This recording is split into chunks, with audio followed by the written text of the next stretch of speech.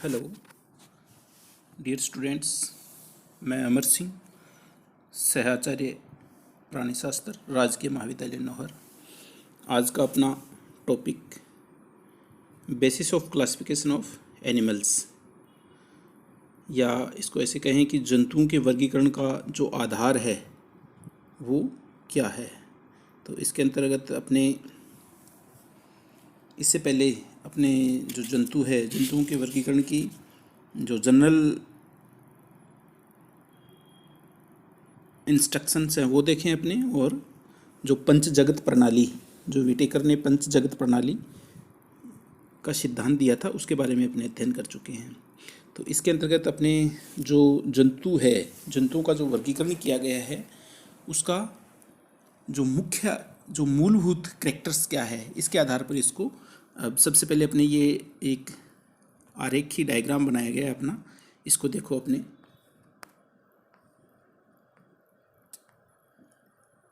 Five kingdom scheme के अंतर्गत जो अपना किंगडम एनिमेलिया है, उस एनिमेलिया को जो मुख्य पॉइंट्स हैं जिसके आधार पर वर्गीकृत किया गया है, जिसके अंदर अपने नंबर ऑफ सेल्स, कोशिकाओं की संख्या, सिमेट्री, सिलोम, सेगमेंटेशन और एम्ब्रियोजिनी, ये मुख्य रूप से 5 पॉइंट है। इन 5 जो मूलभूत लक्षण हैं, उन मूलभूत लक्षणों के आधार पर ही इसको वर्गीकृत किया गया है।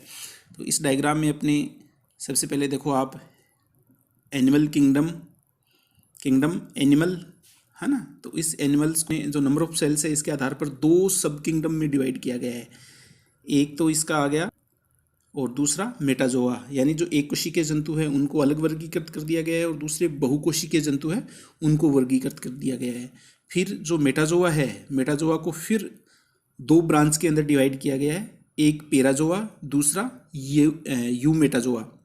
तो ये इसके कौन से हैं? ब्रांच। तो ये जो डिवाइडेशन है वो क्या है? ग्रेड ऑफ ऑर्गेनाइजेशन के आधार पर इसका डिवाइड किया गया है। फिर उसके बाद में जैसे प्रोटोजोआ, पहले अपने जो यूनिसेलुलर्स हैं उनके अंदर प्रोटोजोआ संघ आ गया, फिर दूसरा पेराजोआ है, पेराजोआ के अंदर पोरिफेरन्स आ गए, पोरिफेरा वर्ग आ गया आपका। फिर उसके बाद में यू मेटाजोआ। तो यू मेटाजोआ का जो डिवाइडेशन है वो सिमेट्री के आधार पर, जो उसकी जंतुओं के अंदर जो सममिति पाई जाती है या सिमेट्री पाई जाती है उसके आधार पर 2 भागों में इसको अपने पढ़ते हैं, या 2 जो ग्रेड है इनके 2 हैं, एक रेडिएटा और दूसरा बाइलेट्रिया। फिर उसके बाद में जैसे रेडिएटा है, रेडिएटा के अंदर सिलेंट्रेट्स और जो टेनोफोरा फाइलम है ये आ गए। फिर उसके बाद में बाइलेट्रिया है, बाइलेट्रिया को सिलोम के आधार पर फिर इसको डिवाइड किया गया है 3, एसिलोमेट्स, स्यूडोसिलोमेट्स और सिलोमेट्स। और फिर जो सिलोमेट्स हैं, यानी जो ट्रू सिलोम है उसकी जो उत्पत्ति हुई है उस उत्पत्ति के आधार पर इसको फिर 2 भागों में, 2 जो डिवीज़न है उसके अंदर डिवाइड किया गया है, साइजोसिलोमेटा और एंट्रोसिलोमेटा। तो इस तरह का ये जो वर्गीकरण है, ये जो जंतुओं की समानताएं और असमानताएं हैं उनको आधार मानकर आगे वर्गीकृत किया गया है। तो जीवों के जो लक्षण है वो क्या उद्विकास पर आधारित होते हैं। तो समानता के आधार पर जीवों को एक टेक्सोनोमिक रैंक में रखा जाता है। एक फाइलम के सभी सदस्य मोनोफाइलेटिक होते हैं, अर्थात इनका उद्विकास एक समान स्रोत से होता है। तो जितने जो वर्ग बने हैं वो सारे के सारे क्या मोनोफाइलेटिक हो गए, यानी जो समान कैरेक्टर वाले जंतु हैं उनको एक साथ वर्गीकृत कर दिया गया है। तो जंतुओं के वर्गीकरण का आधार कुछ मूलभूत लक्षण होते हैं। यह मूलभूत लक्षण जंतुओं में उद्विकसित होते हैं, अतः यह जंतुओं के परस्पर संबंधों को भी व्यक्त करते हैं। जंतुओं के वर्गीकरण का आधार बनने वाले मुख्य लक्षण, तो अपने इनको पॉइंट्स के आधार पर अपने इनको देखते हैं। तो सबसे पहले अपने इसका जो है विभाजन का आधार वो क्या है? नंबर ऑफ सेल्स है। तो नंबर ऑफ सेल्स के अंदर अपन पहले देख चुके हैं कि जो कोशिकाओं की संख्या भी वर्गीकरण का एक आधार है। इस आधार पर जंतुओं को 2 वर्गों में वर्गीकृत किया गया है, प्रोटोजोआ और मेटाजोआ। तो जो प्रोटोजोआ जंतु है वो यूनिसेल्युलर होते हैं। तो अपने जो 5 किंगडम, जो विटेकर का 5 किंगडम स्कीम अपन ने पहले देखा है, तो उसके अनुसार प्रोटोजोआ को एक कोशी के शैवालों के साथ प्रोटिस्टा के अंतर्गत रखा जाता है। इनकी कोशिकाएं यूकैरियोटिक प्रकार की होती है और इनके अंदर जो ये यूकैरियोट सेल्स हैं, इनमें श्रम विभाजन नहीं पाया जाता, अर्थात एक ही कोशिका को सभी कार्य संपन्न करने होते हैं। तो एग्जाम्पल के रूप में बात करें तो इसमें अमीबा, पैरामीशियम, यूग्लिना, ये सारे आ जाएंगे। और फिर दूसरा इसका जो बहुकोशिकीय जंतु है वो क्या है, मेटाजोआ वर्ग है इसका। तो ये मल्टीसेल्युलर जंतुओं का समूह है। मेटाजोआ के सदस्यों में अनेक विभिन्नताएं पाई जाती है। जैसे इनका जो वर्गीकरण का आधार है वो अपन पहले डिस्कस किया है अपने, सिमेट्री, सिलोम, विखंडन और इसकी भ्रूणों की एम्ब्रियोजिनी, ये जो पॉइंट्स हैं इनके आधार पर इनको वर्गीकृत किया गया है। तो इनके आधार पर मेटाजोआ को अन्य टेक्सोनोमिक रैंक में विभाजित किया जाता है। बहुकोशिकीय जंतुओं में जो लेवल ऑफ डिवीजन है वो पाया जाता है, अर्थात श्रम विभाजन होता है वो पाया जाता है। तो इसके अंदर जो मेटाजोआ है इसमें पोरिफेरा में cell tissue grade of organisation पाया जाता है। वह अन्य जितने भी जो इससे ऊपर के जैसे सिलेंट्रेट्स तक और सिलेंट्रेट्स के बाद में जितने भी जो फाइलम आएंगे उनके अंदर ऑर्गन और organ system grade of organisation पाया जाता है। तो ये इसका जो पहला जो बिंदु था अपना नंबर ऑफ सेल्स, जिसके आधार पर जो जंतु वर्ग है उसको दो सब फाइलम में डिवाइड किया गया है। एक तो हो गया इसका प्रोटोजोआ और दूसरा मेटाजोआ। फिर दूसरा जो विभाजन है वो क्या, सिमेट्री को आधार मानकर किया गया है। तो जो मेटाजोआ के जंतु है, तो जो जितने भी जो मल्टीसेल्युलर मेटाजोआ के जंतु है उनको दो भागों के अंदर डिवाइड किया गया है। तो पहला इसका अपने जो ग्रेड ऑफ ऑर्गेनाइजेशन है, भी कोई भी जंतु क्या उसकी जो सेलुलर ऑर्गेनाइजेशन है, जैसे ग्रेड ऑफ ऑर्गेनाइजेशन में अपने क्या मानते हैं, एक तो जो जितने भी जंतु है वो क्या है, सेलुलर ऑर्गेनाइजेशन पाया जाता है। फिर जो समान कार्य करने वाली कोशिकाओं का जो समूह है वो क्या आपस में कलेक्ट हो जाता है, ऐसा मान लेते हैं अपने, है ना। तो वो क्या बनता है, टिश्यू बनता है। तो टिश्यू ग्रेड ऑफ ऑर्गेनाइजेशन हो गया। फिर टिश्यू से क्या बनता है, ऑर्गन बनते हैं। तो organ of grade of organisation हो गया। और फिर बहुत से ऑर्गन है वो कलेक्ट हो गए हैं, इकट्ठे हो गए हैं और वो ऑर्गन सिस्टम का निर्माण करते हैं। तो इस आधार पर जो मेटाजोआ जंतु है उनको दो ब्रांच में डिवाइड किया गया है, एक तो पेराजोआ और दूसरा यू मेटाजोआ। तो पेराजोआ के अंदर क्या पोरिफेरेंस आ गए, और ये इसके अंदर कौन सा होता है, टिश्यू ग्रेड ऑफ ऑर्गेनाइजेशन होता है। और दूसरा ऑर्गन और ऑर्गन सिस्टम। तो इससे पहले अपन जैसे बात करें प्रोटोजोआ के अंदर कौन सा, सेल्यूलर ग्रेड ऑफ ऑर्गेनाइजेशन हो गया। फिर उसके बाद में पेराजोआ में कौन सा, टिश्यू आ गया, सेल से टिश्यू बने, और फिर टिश्यू से क्या बन रहे हैं, ऑर्गन और ऑर्गन। तो जो यू मेटाजोआ है वो क्या है, ऑर्गन और ऑर्गन सिस्टम का इसके अंदर ऑर्गेनाइजेशन, ग्रेड ऑफ ऑर्गेनाइजेशन पाया जाता है, ठीक है। फिर अभी इसके बाद में जो यू मेटाजोआ जंतु है इनको सिमेट्री के आधार पर वर्ग किया गया है। तो सिमेट्री के आधार पर दो ग्रेड के अंदर इसको वर्गीकृत किया गया है। पहला इसका ग्रुप है वो है रेडिएटा और दूसरा बाइलेटा। इससे पहले अपने सिमेट्री की बात कर लेते हैं कि सिमेट्री क्या होती है। तो अपने को पता है कि ज्यामितीय रूप से दैहिक भागों की व्यवस्था को सिमेट्री कहा जाता है, कि किस तरह से उनकी जो बॉडी के जो ऑर्गन है वो व्यवस्थित रूप से पाया जाता है। तो ज्यामितीय प्रारूप में दैहिक भागों की व्यवस्था को सिमेट्री कहते हैं। और सिमेट्री वर्गीकरण के लिए उपयोगी लक्षण हैं। तो सिमेट्री कितने प्रकार की होती है या सिमेट्री को अपन कितने भागों में पढ़ सकते हैं। तो नंबर एक तो इसकी एसिमेट्री यानी असममितता या असममिति। ऐसे जंतु जिन्हें किसी भी अक्ष से दो समान भागों में नहीं बांटा जा सकता उन्हें असममित प्राणी कहते हैं। वह इस लक्षण को एसिमेट्री कहते हैं। तो ये एसिमेट्रिक प्राणी हो गए, और ये जो करैक्टर है वो क्या हो गया, एसिमेट्री कहेंगे अपने इसे। तो एग्जाम्पल की बात करें अपने अमीबा, अडल्ट स्पंज, ये जितने हैं ये सारे के सारे क्या है, एसिमेट्रिक है। इनको अपन किसी भी कहीं भी सेंटर मानते हुए अगर अक्ष से काटें तो दो समान भागों में नहीं बांट सकते।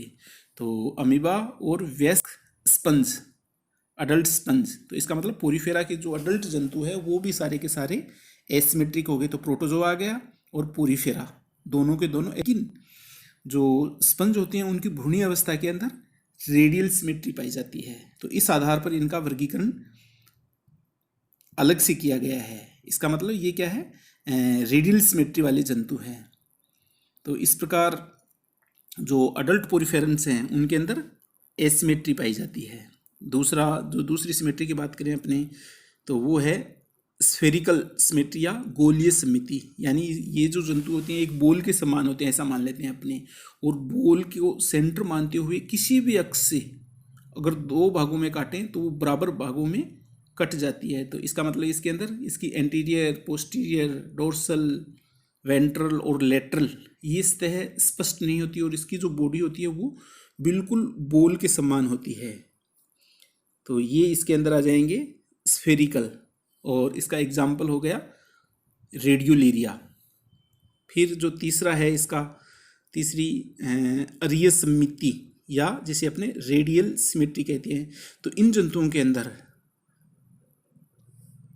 जो रेडियल सिमेट्री वाले जंतु होते हैं इनके अंदर एक सतह पर मुख होता है और दूसरी सतह पर एनस होता है। जिस सतह पर मुख होता है उसे अपने मुखीय या ओरल सरफेस कहते हैं, और जिस पर एनस होता है उसे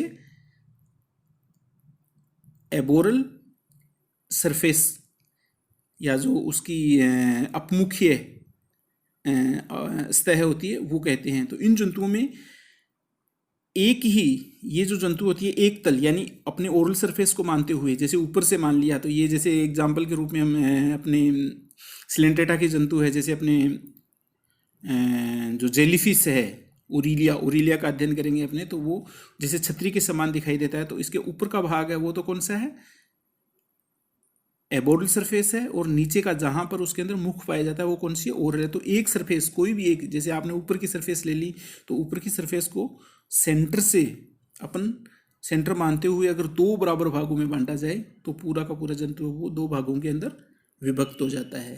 तो इस प्रकार इन जंतुओं के अंदर रेडियल सिमेट्री पाई जाती है, और ये जो सिमेट्री होती है उसे रेडियल सिमेट्री कहते हैं। तो ये रेडियल सिमेट्री निम्न प्रकार की हो सकती है, बाइरेडियल, पेंटामेरस, पॉलीमेरस। तो इस तरह का इसके अंदर रेडियल सिमेट्री के एग्जाम्पल की बात करें अपने, तो एग्जाम्पल टिनोफोरा और सिलेंटेटा इसका एग्जाम्पल है।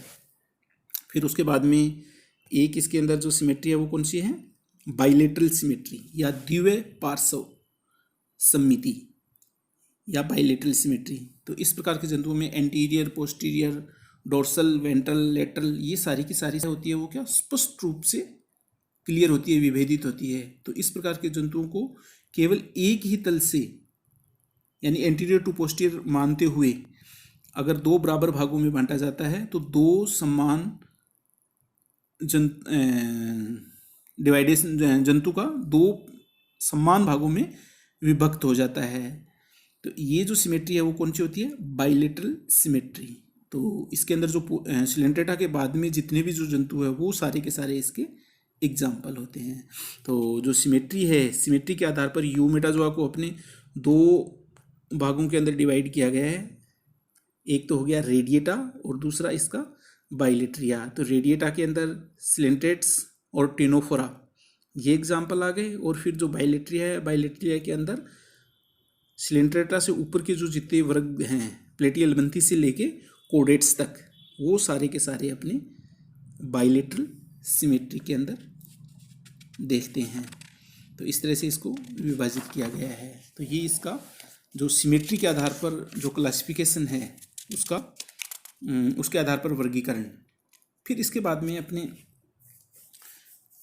जो बाइलेट्रिया है, तो बाइलेट्रिया के जंतुओं को सिलोम के आधार पर 3 भागों में विभाजित किया गया है और ये इसके क्या है, सब ग्रेड है। जैसे यूमेटाजोआ को सिमेट्री के आधार पर 2 ग्रेड के अंदर डिवाइड किया गया, रेडिएटा और बाइलेट्रिया, फिर बाइलेट्रिया को सिलोम के आधार पर 3 सब ग्रेड में डिवाइड किया गया है। तो एक तो एसिलोमेटा, दूसरा स्यूडोसिलोमेटा और तीसरा सिलोमेटा। तो अपने अगर इसकी बात करें तो जो एसिलोमेट्स हैं, एसिलोमेट्स वो जंतु होते हैं जिनके अंदर सिलोम का अभाव होता है। तो जैसे अपने कोई भी जंतु है, जंतु की सामान्य स्ट्रक्चर की बात करें तो बाहर की, अपने को पता है कि बाहर की तरफ उसकी क्या होती है, एक्टोडर्म लेयर होता है, यानी बाहरी वातावरण से उसको अलग करने के लिए एक्टोडर्म होता है, और अंदर की तरफ उसके अंदर एक खोखली नलिका है, यानी जिसे अपने एलिमेंट्री कैनाल कहते हैं, वो पाई जाती है। तो जो बाहरी भाग यानी एक्टोडर्म का पार्ट हो गया, और अंदर का भाग कौन सा, जो एलिमेंट्री कैनाल है वो किसका, एंडोडर्म का पार्ट हो गया। तो इनके बीच की जो केविटी है उस केविटी को अपने सिलोम कहते हैं, है ना। तो अगर इससे पहले अपने बात करें, जैसे रेडिएटा और जो बाइलेट्रिया जंतु है उसके अंदर जो रेडिएटा के जंतु है वो कौन से होते हैं, डिप्लोब्लास्टिक होते हैं। रेडिएटा के जितने भी जो सदस्य या जो जंतु है वो डिप्लोब्लास्टिक या द्विस्तरीय होते हैं। इनमें बाहर की ओर एक्टोडर्म व भीतर की ओर एंडोडर्म पाई जाती है, और दोनों के बीच में मिजोग्लिया पाया जाता है। अपने को पता है, जैसे एग्जाम्पल के रूप में हाइड्रा की बात करें, जैसे सिलेंट्रेटा के अंदर अपने पढ़ा हुआ है ना। फिर बाइलेट्रिया की बात करें तो बाइलेट्रिया की जंतु यानी सिलेंट्रेटा से ऊपर के आ गए, प्लेटिहेल्मिन्थेस से लेके और एकाइनोड्रोमेटा और फिर पूरा कॉर्डेट्स ग्रुप। तो ये सारे के सारे जंतु होते हैं वो क्या, 3 जननस्त्रों के द्वारा बने होते हैं, या ऐसे मान लेते हैं कि इनमें 3 जननस्त्र पाए जाते हैं। तो एक्टोडर्म, मेसोडर्म और एंडोडर्म।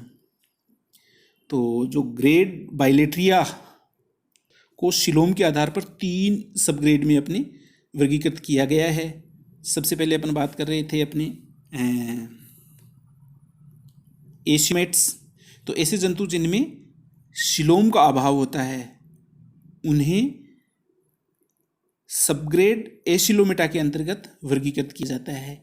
इनकी जो अडल्ट कंडीशन है या जो अडल्ट जंतु है उनमें बॉडीवाल व एलिमेंट्री कैनाल के बीच में मेसोडर्म कोशिकाएं अविभेदित रूप से भरी हुई रहती है। इसका मतलब इसमें कोई भी वैकेंट या जो कोई खाली स्थान नहीं है, खाली जगह नहीं है। पूरा का पूरा जो भाग है एक्टोडर्म और जो बॉडीवाल और जो उसकी आहार नाल जो एलिमेंट्री कैनाल है उसके बीच में पूरा का पूरा स्तर है वो मेसोडर्म कोशिकाओं के द्वारा भरा रहता है, और इन्हें अपने मेसेंकाइमल सेल्स कहते हैं।